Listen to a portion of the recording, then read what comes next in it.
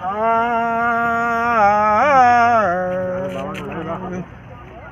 राम नाम की लूट है कि लूट सके तो लूट, अंत काल पछताओगे कि जब तन जई है।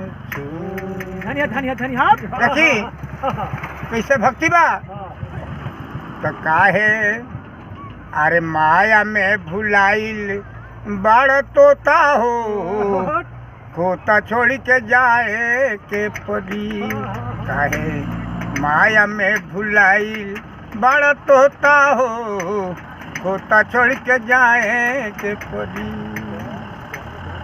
लाखों करोड़ धन तू कमैब, लाखों करोड़ धन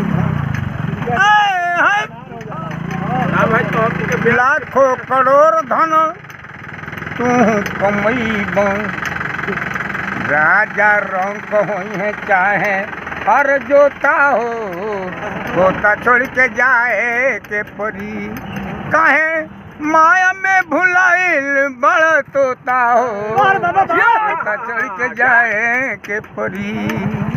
का कहते एकरा बात देखिए गाँव की पाँच ही तत्व से बनल तो हर तन बा। राहुल हमार सबके बा। पाँच ही तत्व से बनल तो हर तन बा। काम करो धमध ईसा में मन बा। राजा रंग हुई है चाहे, राजा रंग हुई है चाहे हर जोता हो, खोता छोड़ के जाए के परी। काहे माया में भुलाइल बड़ तोता हो, खोता छोड़ के हाय हाय हाय हाय हाय। का कहते कर बात उड़ जाई सुगनवा फिर लवट के नता की। उड़ जाई सुगनवा, उड़ जाई सुगनवा फिर लवट के नता की। केने बड़े भाई बंधु केने बड़ी की। राजा रंग हुई है चाहे हाय हाय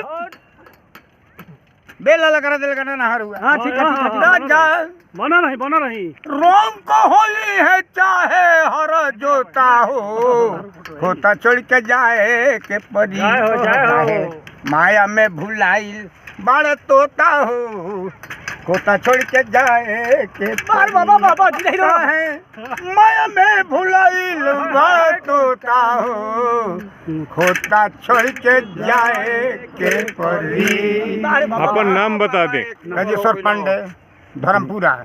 धर्मपुरा के जी। बाबा कहाँ जाइले न रोज? अच्छा गोरु सुना खूब भक्ति होगा। एक मिनट ना ये गोरु